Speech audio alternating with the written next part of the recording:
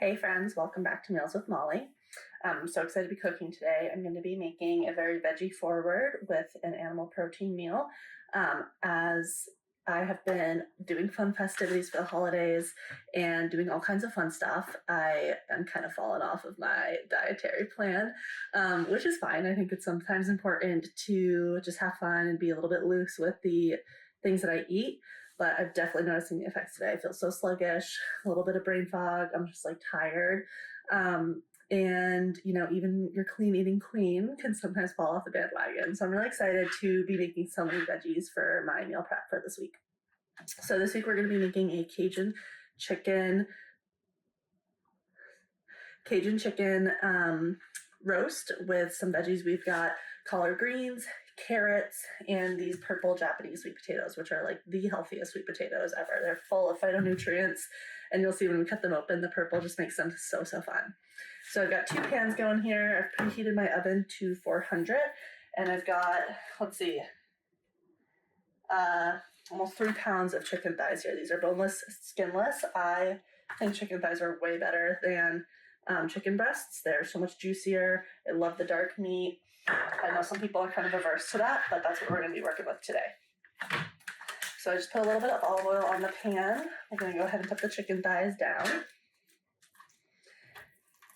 And while I'm doing this, I'm going to dress the thighs in a minute. I just want to talk about a little bit about portions. So typical rule of thumb that I follow for my meals and try to aim for is a portion kind of control recommendation that I heard from one of my favorite doctors and gurus that I follow when it comes to nutrition. And I really like this approach because it's individualized. So you can use your own body to measure it, and it's personal. So every single person is going to have a slightly different measurement because we all have our different anatomy. So one second, I'm going to throw this out. And so the rule of thumb that I have heard that I'm going to be following for this meal and a lot of the other meals that I make is 1 palm size of animal protein per meal.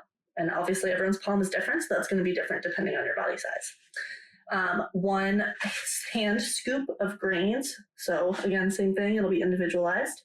And then 3 fists of veggies, preferably diverse veggies, so that you're not just eating like all the same thing. But if you're new to this kind of plate portioning, then you might work with the same veggie just for ease of getting into the swing of things. So 1 palm animal protein, 3 fists of veggies, a scoop of grains. So I'm thinking like brown rice, quinoa, millet, buckwheat are some of the things I like to cook with. Even lentils are really good. Sometimes farro, but it is a gluten plant, so not everybody can tolerate that well. And it is a little bit particular. Oops. And then 1 thumb of a healthy fat. So that's like olive oil, avocado, something like that. And that is your portion. So obviously it's a lot of veggies for most humans. Most Americans aren't used to eating that many plants in a meal. I think it's something like 95% of Americans aren't getting their recommended fiber intake, which we get fiber from plants, legumes, and whole grains. But that's what we're aiming for. And this meal is a perfect way to do that. I'm actually not doing any grains with it, but we're going to do, 2 palms roughly of chicken thighs. And then, 1 palm of chicken thighs, 3 cups of grains. So that's going to be the collard greens we're working with, the maple glazed carrots, and sweet potatoes. So for this Cajun chicken style I'm doing here, I just did a little olive oil, salt, and pepper. Now I'm adding the seasoning. So I've got cayenne. I put a little dash of that on all of the thighs. Got some paprika here. I definitely just loaded these up with paprika. And then I'm going to use some cumin as well. So this gives a nice little seasoning. I wouldn't say this is a spicy dish. I've made it a couple times now. Those of you who know me in person have seen me eat this for the last 3 weeks. It's so good. I also do this with salmon and a hot butter, which is really good. So that's the seasoning for the chicken. I'm going to go ahead and put this in the oven.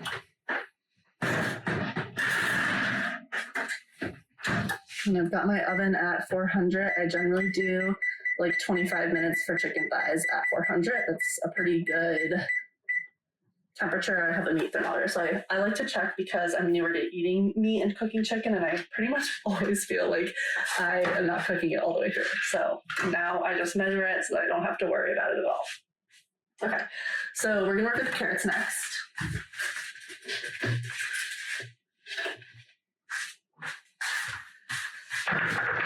Carrots might be my favorite vegetable. I'm literally so obsessed with them.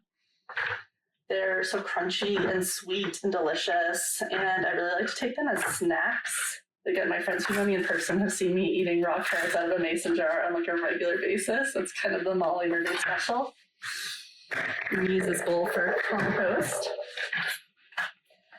So what I've been doing with these carrots with this like hot butter and Cajun protein dish is a little bit of a maple syrup toss, maple syrup glaze, and that is just a really nice way to emphasize the sweetness of the carrots and kind of balance out those spices that are on the chicken.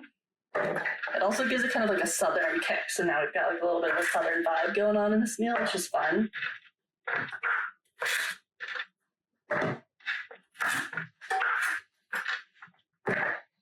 So for the carrots, I chopped off the heads and tails. Now you can tell that I'm not a perfectly trained chef because my carrot slices are never the same size. I generally try to go for the same size, but I'm just pretty loose on this, which might be why they take me forever to cook. But I'm not too worried about it because it's just me, and I don't know, it's fine. So the reason I want to talk about portioning and food control is I was listening to a podcast about weight loss recently, and I really liked how the podcast host laid out these portionings for both weight control and dietary optimization. I feel like so often we're told, like, eat your veggies, but I know a lot of people struggle with that. They don't know either how or how much or honestly what even constitutes as a veggie. And so I like this little hand measurement tool because it's so simple, it's so easy to use, it's so easy to remember, and then it's really customizable. So like I said, I'm not using any grains for today, but if you like love rice, or maybe if you're making a burrito bowl, then the rice is going to be really critical.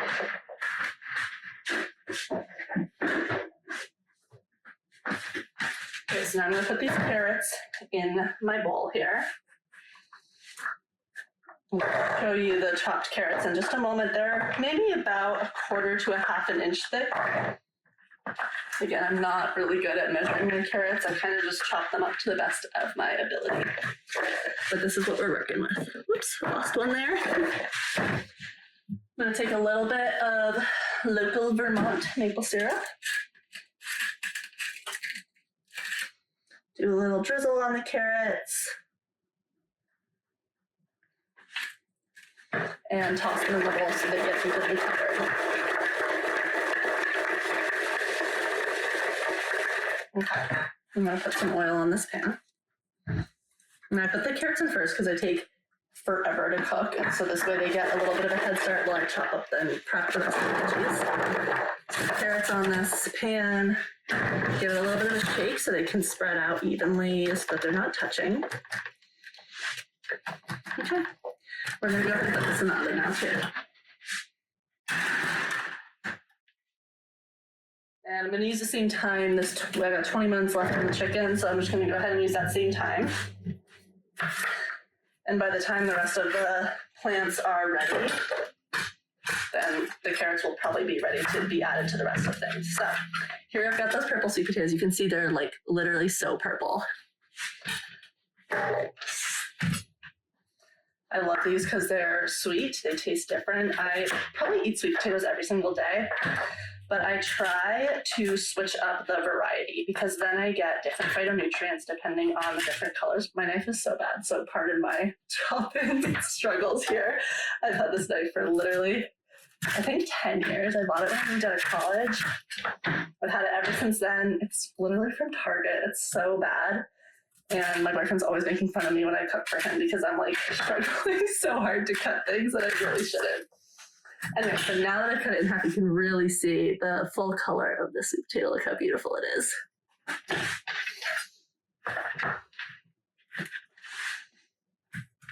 Another good little tip for cooking and meal prep is eat the rainbow. Now, that means that you try to get as many colors on your plate as possible. Every single color of a plant has a different phytonutrient quality. I can never remember all the scientific names of all of them, but basically you want to have red, orange, I know those are beta carotene, and then some cruciferous greens like kale, chard, broccoli, broccolini. Today we're working with collard greens, kind of to keep on this little southern vibe we're going with.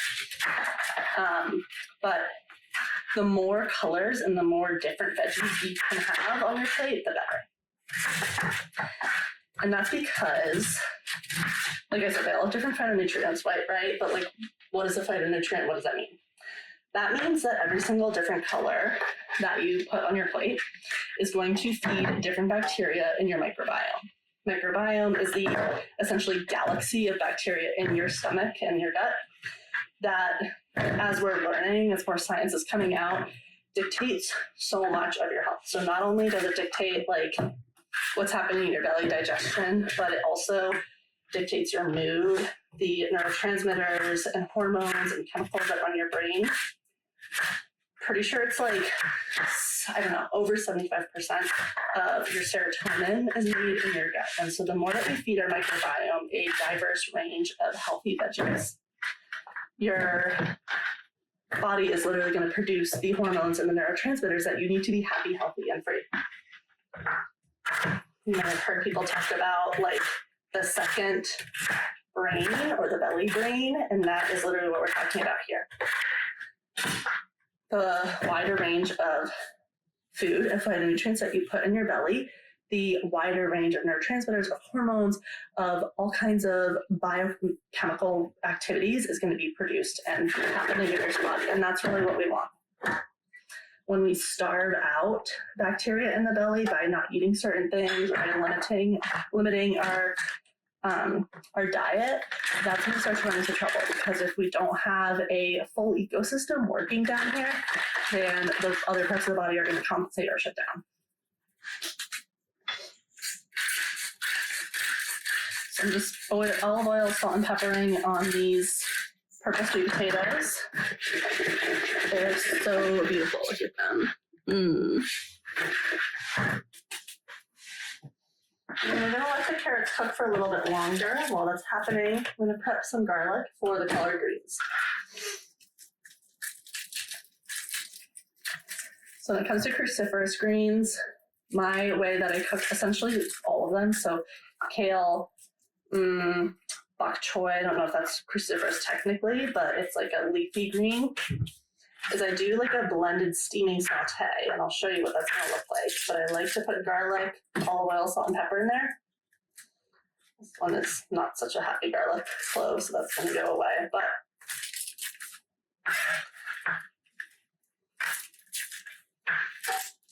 I'm just cutting off and shedding the garlic here, taking off the little shell.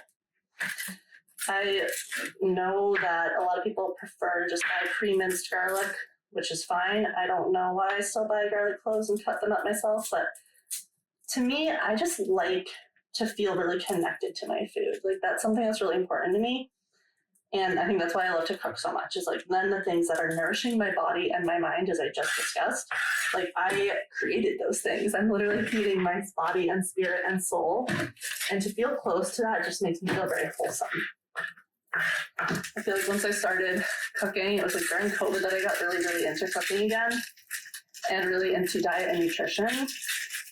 And I just started to notice how much better I felt when I cooked myself a homemade, thoughtful meal instead of ordering takeout, which is, first of all, so expensive. I feel it's so normalized that we don't even talk about it, but it's wicked expensive. It's wicked wasteful. You don't know what's in your food. It's probably full of seed oils and corn syrup and cornstarch and things that you just probably shouldn't be eating. And so then when we make our food, it is so much better for ourselves, for our bodies, for our planets, for our minds, for our wallets.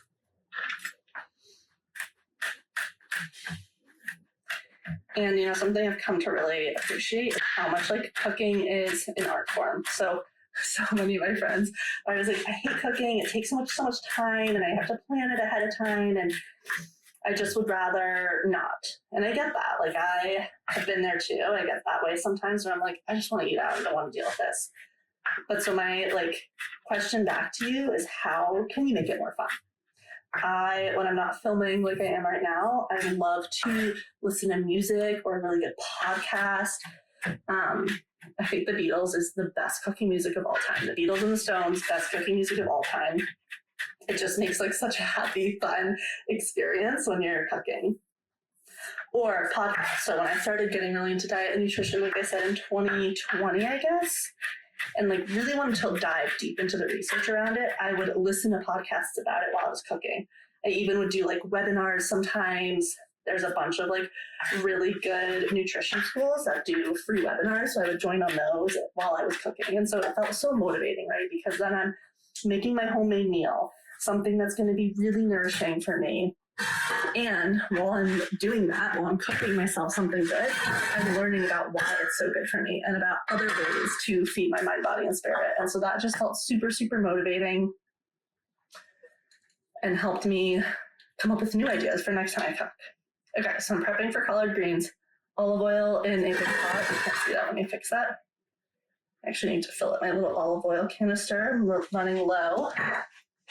But for now, I'll just use this. So I use Evo extra virgin olive oil in this form, so not a spray. Sprays are just kind of disgusting, and also they often have canola oil or other vegetable oil or seed oils that I don't want to have in my kitchen, and certainly not in the things I'm consuming. I'm going to put garlic. I put 3 or 4 cloves. This was maybe a little bit generous, but I was busy yapping away, so here we go. And so a little bit of olive oil, garlic. I'm going to just leave that in the corner while I prep collards.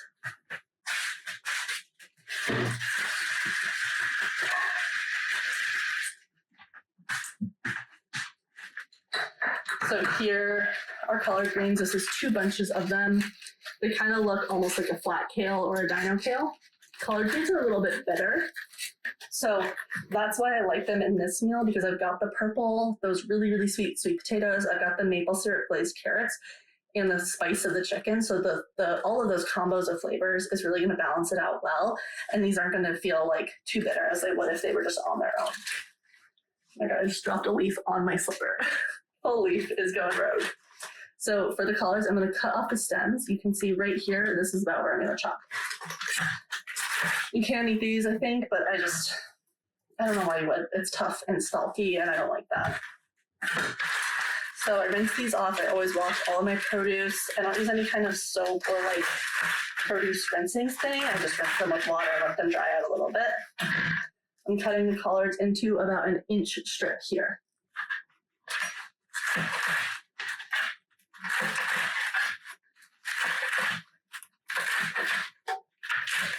Great. So now I've got these ribbons of collard greens. I'm going to go ahead and toss it in the pot with olive oil and the garlic. And then I'm going to salt and pepper these.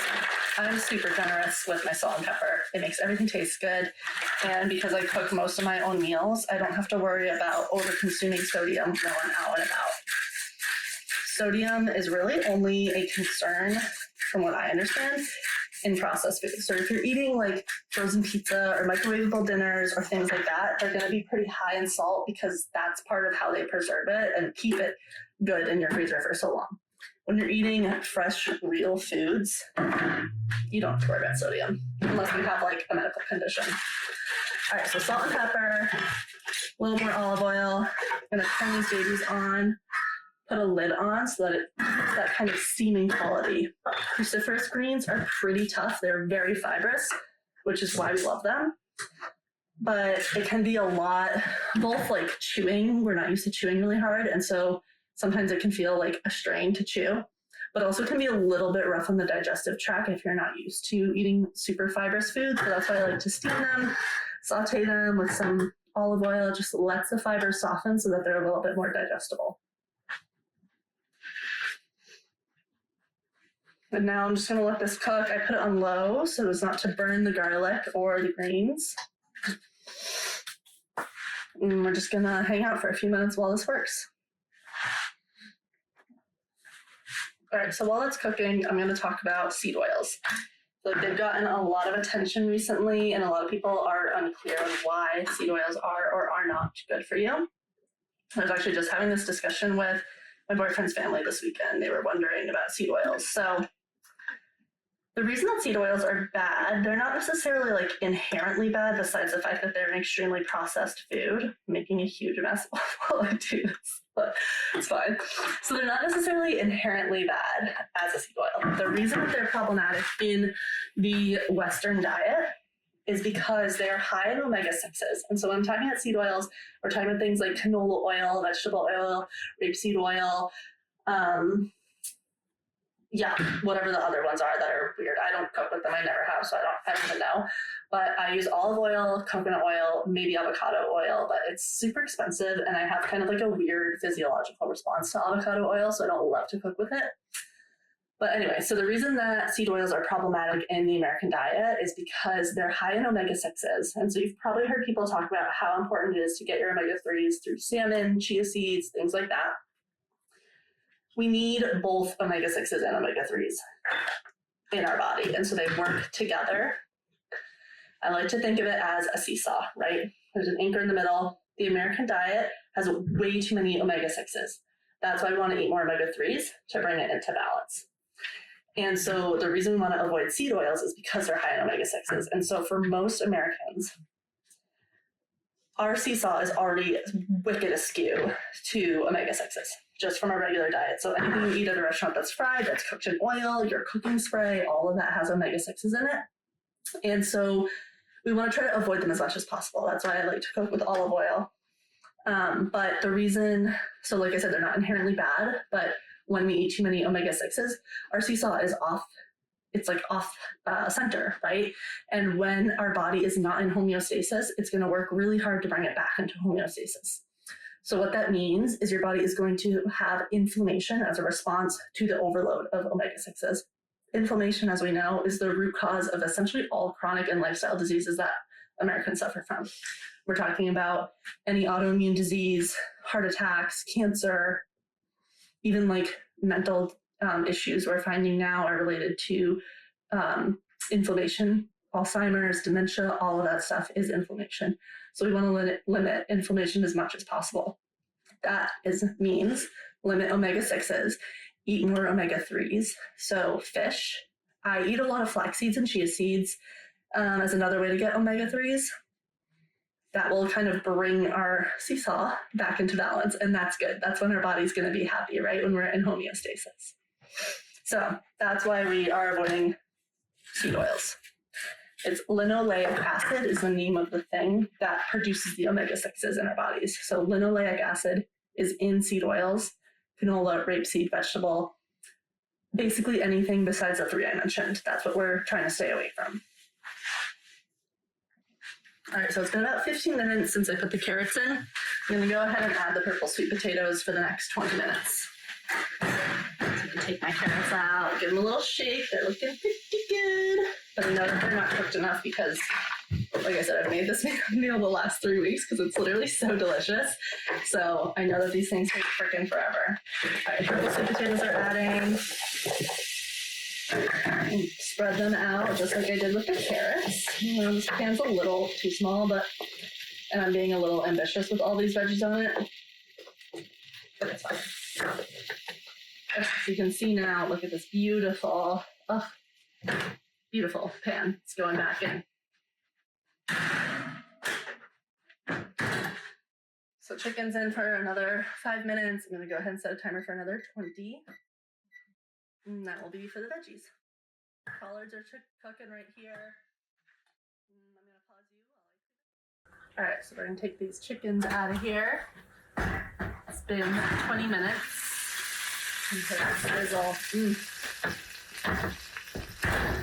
going to use my meat thermometer. Like I said, I'm a little cautious around cooking meat just because I'm kind of new to it. I have this nifty one that tells me for every kind of protein what the temperature should be at. So it's got chicken, fish and pork, beef, and then it has all of the temps for beef.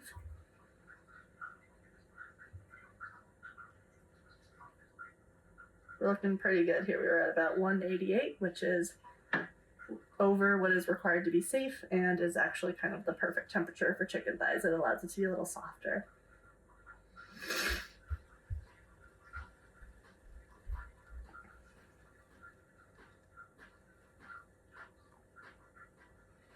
Perfect. All right. So these guys are all set. I'm just going to let them hang out while the rest of the veggies cook.